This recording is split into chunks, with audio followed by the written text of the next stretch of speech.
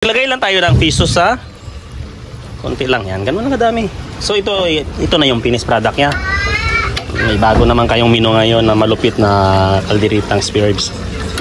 Sundin nyo lang yung mga procedure. Talagang magugulat kayo sa lasa. Ito yung menu natin ngayon ha. Magkalderita naman tayo ng spare rib ng pork. Saka yung sahog niya, tomato paste, tidbits, kalderita sauce. Yan. Saka bisantis. Hindi ko na i-pressure to para hindi mabigla ang pagkapalambot sa kanya. Marinate natin to ha. Timpla natin. Kitchen. Magic. Paminta. Ang daming paminta.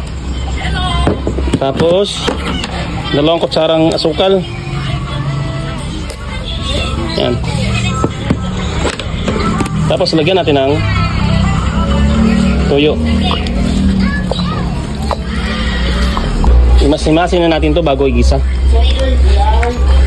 Pero alam mo ba kung saan ko igisa to?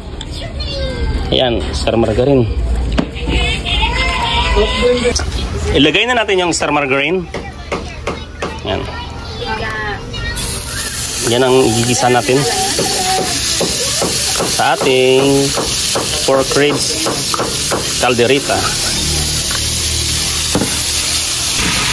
Ilagay na natin yung mga lamas niya, luya, ahos at saka bombay.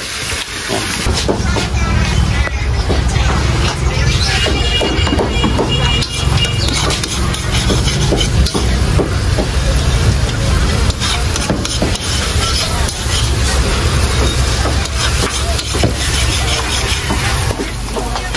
Ilagay na natin yung karne.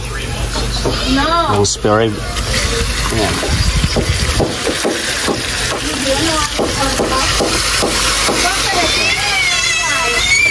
Takpan lang natin yan ha. Igisa ko lang yung gulay niya. Masama ko na yan. Kain natin. Tapos lagyan natin ng paminta. Black pepper lang.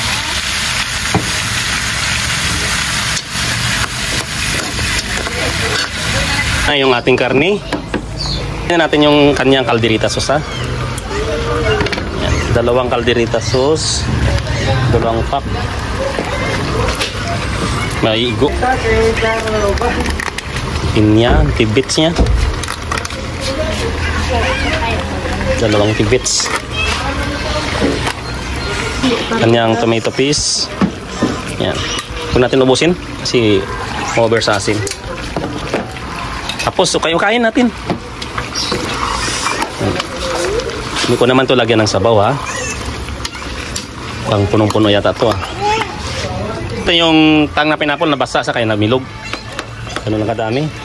Tapos ang liver spread lagay natin. Yan.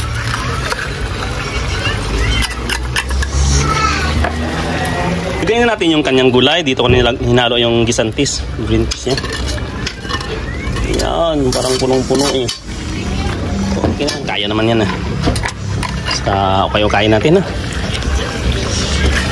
Ito na yung aming yung menu na pork spare ribs kalderita. Yan. Ilagay lang tayo ng piso sa konti lang yan. Ganun lang kadami. So ito na yung finished product niya. May bago naman kayong menu ngayon na malupit na kalderitang spare ribs. Sundin nyo lang yung mga procedure. Talagang magugulat kayo sa lasa. Legit yan. Hindi lang legit, organic pa. Okay na to.